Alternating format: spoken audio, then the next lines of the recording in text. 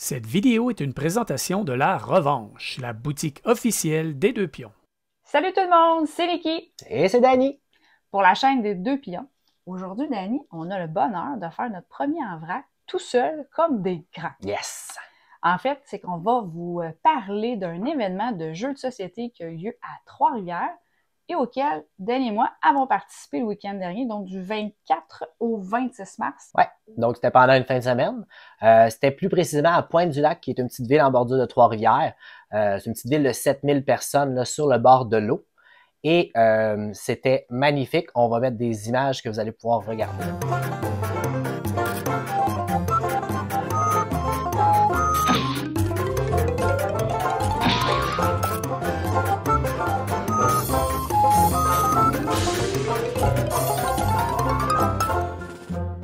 Ça a commencé le vendredi, puis on a été chanceux. Des fois, il aurait pu neiger, il aurait pu mouiller, mais c'était un soleil magnifique. Pendant toute la soirée, on a vu les banquises de glace fondre devant nous pendant qu'on jouait à nos jeux de société préférés. Tu parlais de neige, il a quand même neigé samedi soir. On a eu droit à une belle petite tempête de neige. C'était un peu moins rigolo, mais quand même, on était à l'intérieur pour jouer, donc ça n'a pas changé grand-chose dans notre vie, même que c'était quasiment trop beau pour jouer à des jeux enfermés à l'intérieur. Il y avait des gens qui marchaient sur le bord de l'eau là, pendant qu'on voyait le magnifique coucher de soleil à l'ouest. C'était fantastique. Mais c'était qui les participants de cet événement-là, Nicole? Oh! En fait, l'événement auquel on a participé s'appelait la convention Challenge Board Game. En fait, le groupe Challenge Board Game est né pendant la pandémie. Ça a permis à des joueurs de partout à travers le monde de se rejoindre sur la plateforme BGA, donc Board Game Arena. C'est orchestré de main de maître par Monsieur Dominique Blais, entre autres. Je pense que sa conjointe Nancy aussi, qui travaille fort là, pour mettre en place les tournois, les groupes et tout ça. Mais à la base, c'est ces joueurs-là qu'on voulait rencontrer de visu, donc yeux dans les yeux plutôt que derrière un écran, lors de la convention. Puis ça a attiré du monde de loin. Je ne crois pas qu'il y a un avion qui s'est déplacé jusqu'au Québec pour l'événement. Ça sera peut-être à la 2e édition, mais il y a des gens de Montréal, Québec, la Gaspésie, Alma. Il y en a qui ont fait plusieurs heures de route là, pour se pointer dans notre petit coin de Mauricie. Là. Effectivement, on était une belle gang, tout près de 100 participants quand même pour une première édition, fort intéressant. Donc, d'entrée de jeu, les gens qui faisaient partie du groupe Challenge Board Game. Puis ensuite, de bouche à oreille, là, on a invité d'autres personnes là, pour se joindre à nous et former un super groupe qui a pu jouer tout le week-end. Il y avait plein de monde, il y avait des célébrités, les Deux Pions étaient présents. Moi, j'ai passé la fin de semaine à signer des autographes. J'ai joué à rien, c'est ça. Ça fait que tu me diras à quoi tu as joué parce que j'ai juste signé des autographes toute la fin de semaine. Ouais. Good. Ben, en fait, on a joué à plein de jeux. Toi, t'en as pas joué, semble-t-il. Mais moi, j'ai joué à 17 jeux différents, quand même, pendant le week-end. Et comptons parmi ça plusieurs jeux que j'ai eu le plaisir de faire découvrir aux gens. Donc, je les ai pas joués. Je les ai expliqués pour que les gens puissent les découvrir pendant le week-end. Je pense, entre autres, à Dwelling of Eldervale, Les Tribus du Vent. Également quelques autres petits jeux, Wonder Woods et probablement que j'en oublie aussi là, dans la foulée. Trop de jeux, pas assez de sommeil, ça donne quelques blancs de mémoire. Parce qu'on dort pas dans ces événements-là. Les meilleures parties sont toujours lorsque le soleil est parti. Oui, qui est à veille de se lever. Ouais, c'est ça. Mais ça, je le vois pas ce jour-là. Quand le soleil se relève, là, c'est pas dans mon créneau. Moi, de mon côté, j'ai joué à plusieurs jeux aussi, un petit peu moins que toi quand même. C'est simplement parce que les parties étaient un peu plus longues. On a joué des parties d'Ark Nova, on a joué des parties de Cyclades. On va en discuter. Des parties? Non, une partie, mais c'était des batailles. Énormément de batailles. Ouais. Fait que je te laisse commencer par... Oui, ben écoutez, pour les fins de la vidéo, on va pas vous recenser les 17, 18, 19, 20 jeux auxquels on a joué. On en a regroupé quelques-uns, chacun de notre côté, sur lesquels on souhaite échanger parce que ça a été des coups de cœur pour différentes raisons. Donc, tu me disais que c'est moi qui commence? Oui. Parfait. Donc, je pense à faire avec mon coup de cœur du week-end. Paf, pas de préliminaire, vous expliquer tous les beaux jeux que j'ai pu jouer, belles expériences. Allons-y directement avec mon coup de cœur. Ça a été Revive. C'est un jeu... Oui, fais cette face-là. Okay. Ça a été Revive. Jeu que j'avais vu sur une table, j'ai vu des gens y jouer, ils me tentaient. Finalement, j'ai eu la chance qu'on me l'explique plutôt que de me taper tout le livre de règles. C'est aussi l'idée de ce genre de convention-là, trouver quelqu'un qui a apporté le jeu ou qui connaît le jeu pour se faire expliquer. Puis, littéralement, je vais attendre qu'il soit de nouveau disponible au Canada pour m'en procurer une copie. C'était un excellent jeu. Oui. Je vais faire une petite parenthèse sur ce que vas-y. tu disais. Effectivement, on avait environ 6-7 armoires de jeux que les gens amenaient leurs jeux. Puis on avait fait une liste en fin de compte. Fait il y a peut-être 2 jeux qu'on avait des doublons, mais sinon, tout le monde avait un jeu. Puis c'est ça la beauté, c'est que quelqu'un peut emmener un jeu, puis on l'a pas, puis on le connaît même pas, puis il nous l'explique. Là. Mais pour revenir à Revive, j'ai pas joué à l'événement. J'ai joué à la maison à notre retour. Et en fin de compte, j'ai vraiment adoré la mécanique des cartes. Les cartes ont 2 pouvoirs, puis on choisit comment qu'on les met autour de notre plateau. On a 2 actions par tour et il y a un market, il y a un marché. Donc, on peut obtenir des cartes qui vont tourner dans notre deck building. Mais ultimement, ce qu'on fait, c'est qu'on explore un monde congelé pour établir des colonies, placer des personnages et récolter des points de victoire. On le revisite avec des actions un peu différentes où là, tout le monde va avoir une tribu avec des pouvoirs asymétriques, une façon de marquer des points qui peut, ben pas marquer des points, mais de jouer certains effets, tout ça qui est un peu différent et qui va nous permettre là ultimement de gagner la partie en s'établissant davantage là, sur cette terre qui aura été congelée, décongelée, là, des effets, des traumatismes qu'elle aura subis. Rien de moins de traumatisme, c'est intense. Donc maintenant qu'on a parlé de Revive et que j'ai déjà dévoilé ma surprise du week-end, toi, Dani, de quel jeu t'as envie de nous parler? Moi, je vais garder mon coup de cœur pour plus tard, pour la fin, parce que c'est toujours le meilleur à la fin. Comme les Smarties rouges. Mais moi, en fin de compte, je vais commencer tranquillement. J'ai joué à un excellent jeu. J'ai déjà beaucoup de parties à mon actif. Tiletum. Ah. Tiletum est un euro. Et en fin de compte, les euros sont pas nécessairement mes jeux préférés. Tu sais, dans mon range, je sais aimer des bons euros, mais Tiletum, je ne sais pas pourquoi. C'est pas la beauté du jeu qui m'a fait faire un wow effect, mais la mécanique et la quantité de choses qu'on peut faire et que tout est bon. En fin de compte, à notre tour, on va sélectionner un dé. Ce dé-là va être une ressource et la valeur sur le dé d'un côté va être le nombre de ressources qu'on va obtenir. Mais en dessous du dé, on sait que c'est une combinaison de 7. Donc, si j'avais 6 ressources, je vais avoir une action dépendant de sur la roue quel dé qu'on a obtenu. Et bref, on a un architecte qui se déplace, qui construit des cathédrales, si on peut dire, des grands bâtiments pour faire des points. Ce sont des cathédrales. Des cathédrales, oui. Ben oui. Et on a aussi un marchand qui va se promener pour établir des maisons. Et dans certains lieux, ça va être très important d'avoir son marchand ou d'avoir construit une maison pour être éligible au point de manche en fin de compte. On va jouer 4 manches pendant la partie. C'est peut-être ce qui te plaît parce qu'effectivement, les euros, tu les apprécies, mais c'est quand même pas ton genre de jeu favori. Celui-là, en plus, est quand même assez beige dans son visuel. Ouais. Bien que les pièces, elles soient très colorées. Là, on s'entend que le fuchsia, le bleu, le orange, puis le vert, pas libre, mais quand même vert pimpant, viennent un peu détonner, puis ça fait le boulot. Mais peut-être le fait qu'il y ait des objectifs très précis dans les 4 manches, ça oriente davantage la partie, ça fait moins un peu salade de points où on s'oriente pour finalement parce qu'on peut tout faire. Peut-être que c'est ce qui plaît davantage dans Tiletum. Probablement. Mon hypothèse. Tu me connais bien. C'est à croire que moi, c'est sûr, on se connaît bien. Toi, ton prochain jeu? Mon prochain jeu, c'est un jeu que j'ai joué le dimanche après-midi. Dans une convention de jeu, il y a un point de rupture. Il y a un moment où on devient un petit peu comme gaga, le cerveau ne suit plus, le corps ne suit pas tant, le sommeil est déclaré absent. Donc, on sort des plus petits jeux, on va se le dire. Il y a trop d'alcool dans notre sang. Non, il n'y a pas eu de trop d'alcool dans notre sang. On était très sages. En tout cas, je vais parler pour moi. Moi, j'étais très sage. Mais on a joué à « Donne-moi ça ». Give me that! Give me that en anglais. Donne-moi ça en français. C'était rigolo, ça en était dangereux.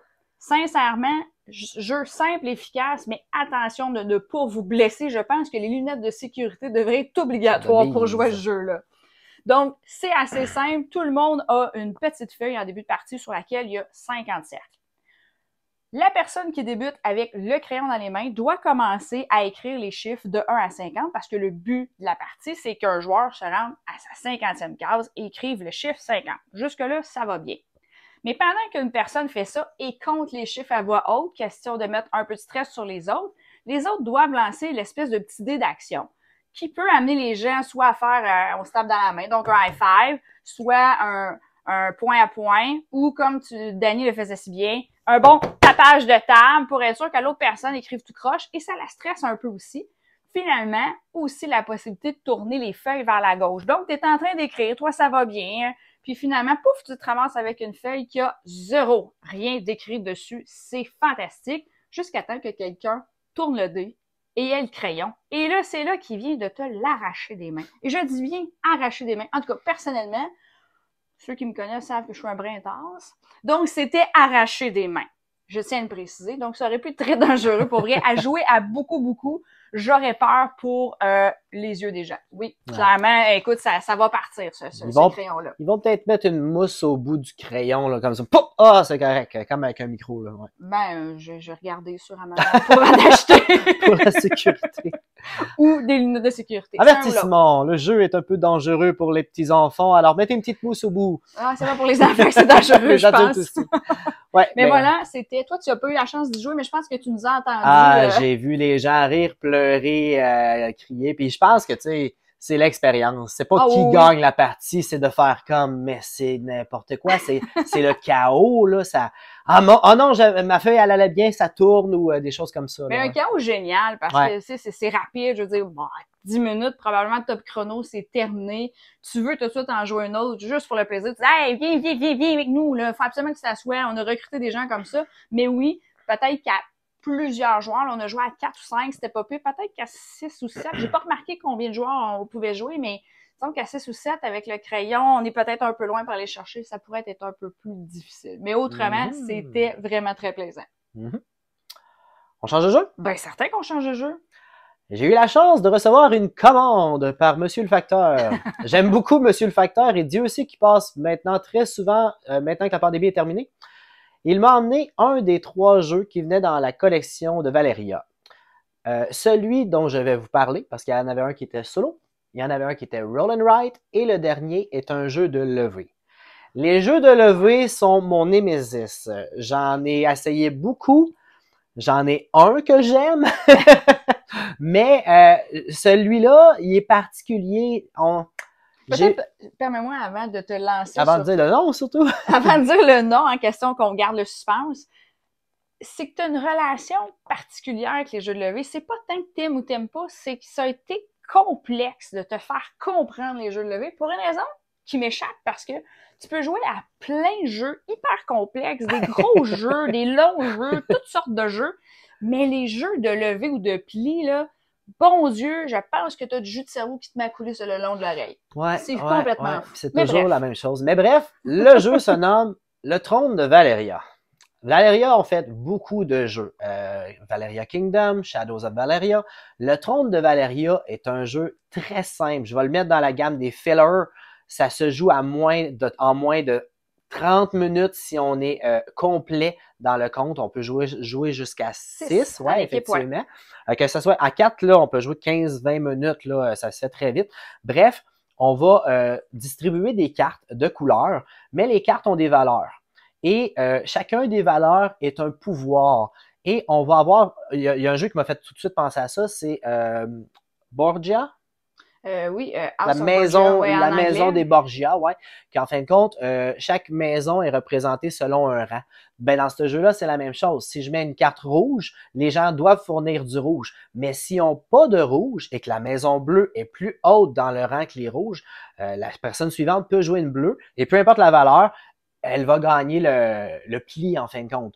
Et le but est de faire le plus d'argent. Oui, ben écoute, peut-être pour enchérir, là, pour distinguer un peu, parce qu'on parle de jeux de levée, de jeux de pli, souvent on fait référence à je pense avoir de l'atout, je pense avoir une certaine suite pour laquelle je vais réaliser des levées devant moi. Là, on n'est pas tout à fait là. C'est vraiment la valeur des maisons qui va venir fluctuer. Dans le fond, la règle commune avec le jeu de levée, c'est vraiment de dire la couleur qui est demandée doit normalement être suivie, sauf si vous n'en avez pas. Et là, vous allez jouer avec les autres couleurs, déplacer les jetons des maisons là, pour faire varier tout ça, puis peut-être faire payer chèrement le choix des autres joueurs. Ce qui est particulier, c'est que il y a 5 positions pour les maisons. Et je connais les personnages presque par cœur. Mais le personnage 1 est l'assassin. Donc, il va prendre une des maisons et la descendre complètement en bas. Donc, si quelqu'un est en train de gagner la levée avec le 9, qui est la carte la plus haute, et qu'il me reste juste le 1 de la même couleur, je vais jouer le 1 et je vais descendre sa maison. Donc, à la fin du pli, il va devoir payer 3 $ au lieu d'en gagner 5, 3 ou 1 qui sont les 3 premières positions. Ensuite, c'est moins 1, ensuite, c'est moins 3. J'ai un sentiment déjà vu. Ça m'est arrivé 3 fois dans la même manche. Je pense que tu avais fait une pièce à la fin de la partie et nous, on était à 20, 25, 30. C'était une belle partie. Il n'y a aucune preuve. Tant que ce n'est pas prouvé, ça n'a pas existé. Voilà. Mais le trône de Valeria, c'est 2 manches. On brasse les cartes, on joue, on récolte notre argent, on recommence la même chose. C'est fini, on calcule l'argent. J'ai adoré ce jeu-là, le trône de Valeria. Mais les conventions, ça nous permet également de revisiter des vieux jeux, de rejouer à des jeux qui, des fois, sont restés sur la tablette pour plein de bonnes et souvent bien de mauvaises raisons. Moi, ça m'a permis de ressortir Smartphone en fin de semaine. Un jeu économique qu'on aime beaucoup, toi et moi. Qu'on aime beaucoup y jouer, mais on aime beaucoup y jouer à 4, 5 joueurs. Je trouve qu'en bas de ça, le compte, même s'il y a des ajustements qu'on peut faire sur le plateau là, pour s'adapter au nombre de joueurs, je trouve qu'on sent moins la tension du jeu, on sent moins la possibilité un peu de cochonner les autres, si je peux me permettre l'expression, en choisissant un prix plus bas. Bref, dans Smartphone, on va produire des téléphones, on va déterminer notre prix de vente, puis après ça, on va aller sur les marchés, développer dans le fond notre marché, puis vendre nos fameux cellulaires. Donc, partie à 5 joueurs, j'étais contente, la totale. Je pense que ça a bien été. Je dois avouer que je me souviens pas du score, donc c'est la preuve qu'on a bien aimé le jeu, qu'on n'est même pas à se rappeler du score, ou qu'on a perdu puis qu'on veut pas le dire. Mais non, je n'ai pas perdu de mémoire. Mais super fluide encore une fois, avec l'iconographie sur le plateau qui est super facile pour donner les explications là à des nouveaux joueurs qu'on avait également autour de la table. Mais pour vrai, ça a super bien coulé, là. C'était comme si on remettait de vieilles pantoufles. Facile, facile. Ouais, on a déjà joué à 3 joueurs, puis c'est pas que le jeu est moins bon, c'est que la force du jeu, c'est qu'on a une image de la Terre et c'est les marchés, en fin de compte. C'est des marchés d'acheteurs. À quelque part, ils ont moins d'argent dans leur portefeuille. À d'autres places, ils sont très, très riches. Puis là, eux, ils demandent d'avoir des jeux vidéo dans leur téléphone ou d'avoir le Wi-Fi. Donc, c'est là, c'est l'offre et la demande dans chacun des marchés. Puis c'est le fun de se retrouver avec un full house, avec le nombre limite de joueurs possible. Oui, ben c'est ça. Ça amène une tension qui est différente. Ça amène des choix, des fois, qui sont un peu plus pénalisants. Donc, on pense qu'on va vendre très cher en se disant, ben je vais vendre mes téléphones chers, donc j'ai pas besoin d'en vendre autant. Mais des fois, on se ramasse à ne pas en vendre du tout parce que les autres joueurs vont passer avant nous, vont avoir surproduit, donc vont pouvoir aller se disperser sur les marchés. Bref, c'est toujours un plaisir d'y jouer et ça l'est encore ce week-end. Une belle simulation de marketing ou de marchandage en français. Pardon? Marchandage. Marchandage, en tout cas. Bref. Oui. Mon prochain jeu, à Trois-Rivières, on a la convention Board Game Challenge, mais on a aussi l'hippodrome de Trois-Rivières qui a des courses de chevaux. Ce qui m'amène à vous expliquer le jeu Long Shot. Le jeu Long Shot est un jeu où on a 8 chevaux. Le 1 étant le rouge parce que le rouge est le plus rapide. Jeff en sait quelque chose. Et le 8 étant le mauve à l'extérieur qui est très lent. Mais si vous pariez sur le 8 et que le 8 finit en première position, je vous garantis une victoire assurée. Long Shot, c'est un jeu où le joueur actif lance le dé et on a une possibilité de faire 5 ou 6 actions, là, je me souviens pas au hasard, qu'on peut faire, que ce soit d'équiper un casque à un de nos jockeys, mettre un chandail pour pouvoir faire avancer un autre cheval. Quand on lance le dé, si admettons je lance le 5, ben c'est possible de faire avancer le 5 d'un, 2 ou 3 parce qu'il y a un deuxième dé. Et ensuite, il peut y avoir des X sur la carte qui vont nous dire quand le 5 avance, le 1 avance, le 7 avance et le 8 avance, exemple. Ben, si tu me permets de renchérir, en fait, ou peut-être même de revenir un peu sur la base du jeu, on est dans la grande famille des roll and write, c'est-à-dire qu'on roule le dé, ça nous accorde des choix que sur notre plateau, on va aller cocher. Mais dans une dynamique complètement différente. On est loin du casse-tête à la tréfutée, par exemple, ou d'autres. C'est pas des points de victoire, là. C'est pas des points de victoire. On veut faire avancer nos chevaux. C'est ça, parce que nos chevaux. Nos chevaux, pardon. Mais on veut, il est fait de courser, là. Puis plus on est, puis plus on se prend pas trop au sérieux, là. Ça demeure un jeu de dés. Comprenons-nous qu'on développera pas une grosse stratégie, mais il suffit d'embarquer dans le jeu, de se laisser prendre, ne serait-ce qu'avec le nom des chevaux, le fameux Cheer Up Butternut. Ah, Buttercup! Buttercup! Ben oui, la Bon, cup, tu vois, je vais même plus te dire la cup le avec nom du beurre de pinot correctement. dedans. Je suis allergique, mais je la connais. Donc, il suffit d'avoir des noms de chevaux comme ça qui attirent un peu notre attention ou qui captent notre imaginaire, puis on peut partir là, sur une partie assez folle. Donc, l'effet de course demeure là. Moi, je trouve ça vraiment sympathique. Mais encore une fois, un jeu que je trouve qui sort bien dans les conventions parce qu'on peut y jouer jusqu'à 8. Et je trouve que plus on est, plus c'est agréable parce que là, on peut sentir vraiment l'énergie, la fébrilité des gens. Non, pas cheval là, le mien, puis bon, etc. Ça fait du bien des fois un peu de décrocher des gros jeux complexes avec un petit jeu comme ça. Là. Je veux juste que mon cheval gagne! Oui, définitivement. Puis là, des fois, il y a des alliances non officielles qui se créent, mais ça fait la job. Ouais. Clairement. Et c'était Long Shot Mm-hmm. de Dice Game. Je ne sais pas s'il en existe un autre, mais je vais le préciser. On sait pas. On sait pas. Allez voir sur BGG. Parlant de jeux qui se jouent à plusieurs, moi, j'ai ressorti mon Planet Unknown. Mm-hmm. Avec la belle Lazy Susan qu'on tourne. Donc, la belle Suzanne La pour les paresseuse. intimes. La paresseuse. Oui, ben oui, paresseuse. Elle se laisse tourner par les autres. Mais on a pu y jouer à 6. Moi, c'est un jeu que j'aime beaucoup, un jeu de polyomino. Donc, on aura à placer des pièces un peu à la Tetris sur notre planète. On va vouloir débloquer des technologies pour débloquer des pouvoirs de peuple ou de corporation. Parce qu'en réalité, on est une corporation qui va redécouvrir une planète, donc la planète qui n'est pas découverte, planète unknown. C'est un jeu en simultané, donc même si on est 4, 5, 6 joueurs, le compte maximal de 6 joueurs, c'est possible de jouer une partie quand même rapidement parce que, bon, il suffit que le commandant choisisse la section de pièces où il va aller piger. Ça octroie à ce moment-là une section de pièces pour les autres joueurs aussi. Sélectionne la pièce, on la place, on avance les cubes associés. Je vous épargne le fin détail. Ici, on fera peut-être une vidéo là-dessus un jour. Mm-hmm. Mais c'est toujours plaisant, c'est toujours fluide. J'ai réussi à le faire découvrir à des nouveaux joueurs, pas des nouveaux joueurs nécessairement, des joueurs aguerris, mais qui n'y avaient pas encore joué. Encore une fois, super plaisant. Moi, j'étais contente de le ressortir. J'ai pas eu la chance de jouer, mais effectivement, c'est un super bon jeu. C'est pas compliqué à notre tour. L'amiral, celui qui a les ailes, le commandant en chef, va décider comment il place Suzanne. Puis en fin de compte, on choisit une des deux piles. On prend le polydomino. Le polyomino. Le polyomino. La pièce de Tetris. Là, c'est là. C'est comment qu'on le place sur notre planète. Là. Ça peut être le moment le plus long, mais c'est pas très compliqué. On le place, on résout, on monte nos tracks de technologie.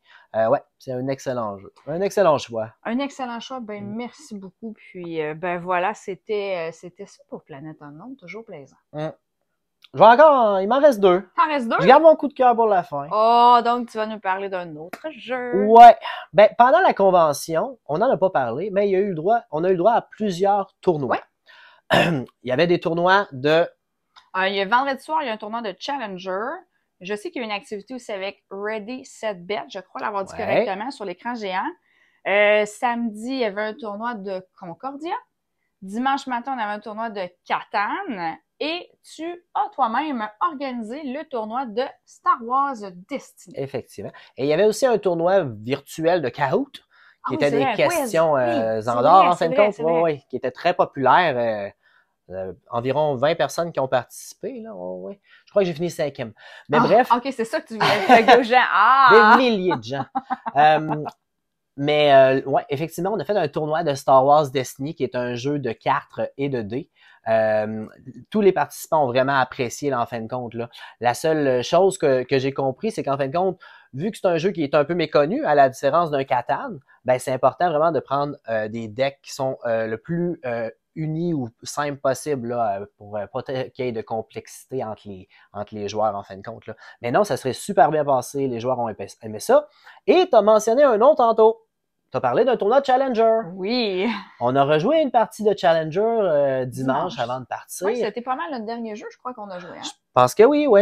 Et en fin de compte, ce jeu-là est une expérience. Quand j'étais jeune, le petit Danny, 8 ans, a découvert Magic the Gathering dans la cour de la récréation, pendant la récréation de son école primaire. Et il se prenait pour un grand dieu égyptien comme à Yu-Gi-Oh! Qui jouait des cartes en les summonant, en les invoquant. Ben, j'ai vraiment l'impression à Challenger, quand on joue à 8 personnes, quand on joue à 8 personnes, de faire un événement d'une fin de semaine au complet, que ce soit un gros événement aux États-Unis de Magic ou quoi que ce soit. Puis en fin de compte, c'est tellement simple. C'est un jeu de bataille. On prend une carte, on la tourne, puis on applique son texte. Et le texte est très simple. Ouais, le jeu du drapeau. Exactement. Je prends le drapeau, je te donne le drapeau. Il y a deux méthodes de gagner. Soit je suis le dernier à avoir le drapeau, puis tu n'es plus capable de me le jouer parce que tu n'as plus de cartes dans ta pioche. Ou soit on a un banc à côté qu'on peut mettre des personnages sur nos bancs. La seule chose, c'est que quand on a plusieurs personnages avec le même nom, on peut les accumuler sur le banc. Donc, quand on n'a plus de place sur notre banc parce qu'on vient de perdre le drapeau et on veut les mettre sur le banc, si on déborde, ben c'est un autre moyen de perdre en fait, ce sont nos joueurs défaussés. Donc, les joueurs qui se sont fait battre vont réchauffer le banc. C'est assez thématique là, dans l'idée. Le jeu a l'air de rien à la base, on va être honnête. Moi, la première fois qu'on m'en a parlé, et boboy, que j'étais pas certaine d'aimer ça. Je suis vraiment pas de la famille de Magic the Gathering. Il n'y a pas de petit gars de 8 ans qui s'est promené avec ses cartes de Magic. Non, ça n'a pas existé. Par contre, pour y avoir joué full house à 8, excusez-moi, nombre maximal de joueurs, c'est très drôle, c'est très rigolo. C'est une expérience. Ben, ce qui est le fun, c'est pas tant le jeu dit de même, ça donne pas le goût aux gens de jouer. Ben, c'est l'expérience au-dessus du jeu. C'est l'expérience, c'est l'expérience de jeu, c'est l'expérience un peu de tournoi. Donc, tu pars avec ton petit deck de cartes, tout le monde a la même chose au départ. On va sélectionner des cartes, on a droit à un petit mulligan pour essayer d'aller chercher peut-être des cartes qui nous intéressent davantage. Puis là, on part avec notre petit tournoi, jeu de drapeau. Puis après ça, ben, on recommence ça 8 rondes.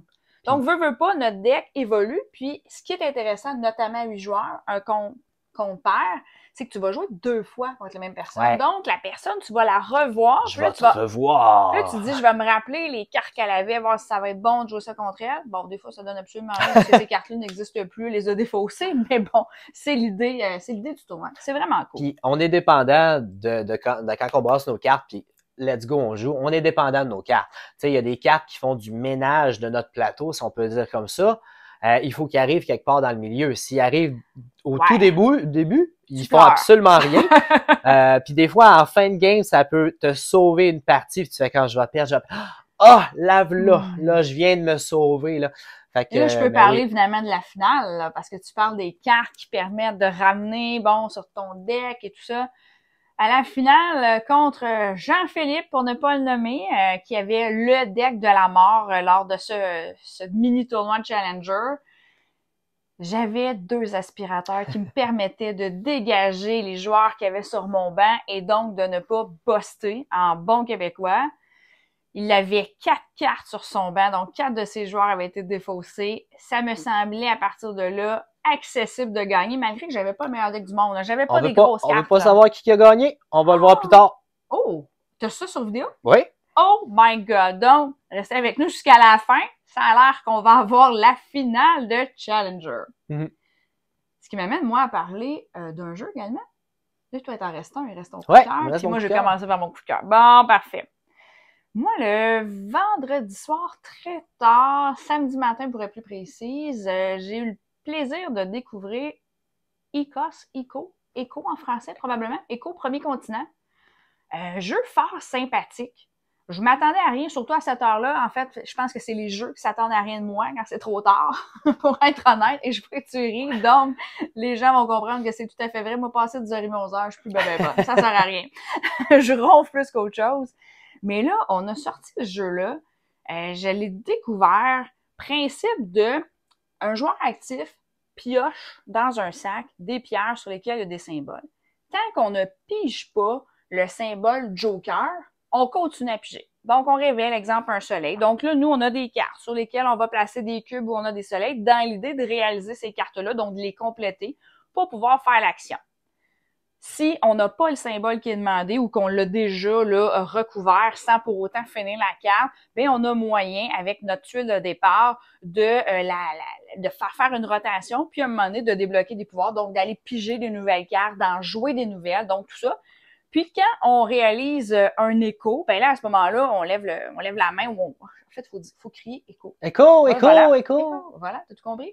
Et à ce moment-là, on les réalise dans l'ordre de tour. Puis là, ben, ça nous permet de venir placer des pièces sur un jeu qu'on va développer. Donc, c'est là où on va développer des tuiles de sable, de mer, de forêt. On va pouvoir ajouter des arbres, placer des montagnes. Il y a des conditions pour placer les animaux. Pour vrai, je m'attendais à rien, ou le jeu s'attendait à rien de moi. Finalement, il y a eu un bon fit. J'ai vraiment beaucoup aimé. Voilà, c'était Echo. Je pense même qu'on avait une extension dedans. C'était samedi dans la nuit, ça? Ouais, en fait, vendredi à samedi. J'ai pas joué, j'étais sous dans un coin avec ma bouteille de bière.